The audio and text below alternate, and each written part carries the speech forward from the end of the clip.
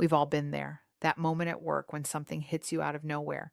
A project reassigned, a promotion you thought was coming that suddenly isn't. Or someone tells you the team has been struggling for months and you had no idea.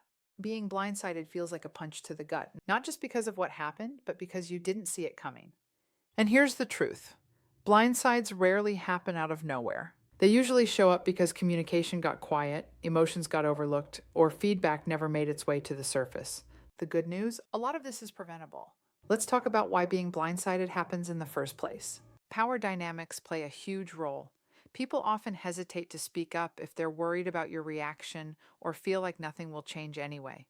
Research actually shows employees are much less likely to share honest feedback if a leader seems rushed, defensive, or unapproachable. So even well intentioned leaders can end up in the dark. Another big cause? Overconfidence. When everything seems calm, it's easy to assume silence means everything's fine. But sometimes quiet just means people don't feel safe being honest. That's when you get the sudden resignation or the surprise project failure you didn't see coming. And sometimes the blind spots are our own. We miss cues, we misread tone, or we assume agreement when people are just trying to stay polite.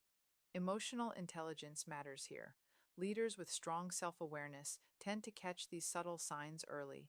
They notice the shift in energy, the hesitation, the withdrawal, before it becomes a bigger issue. So, how do you avoid getting blindsided? You start by asking better questions, not the quick, everything okay?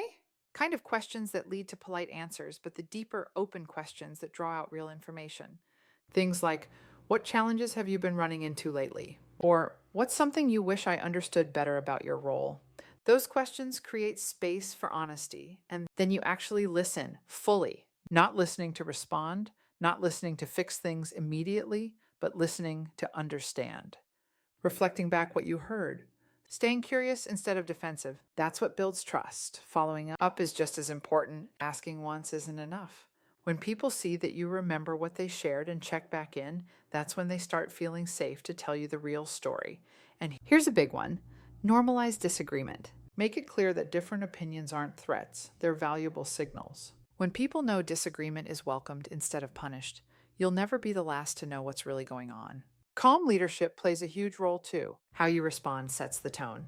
When things get tense, taking a breath before reacting creates more safety than you realize.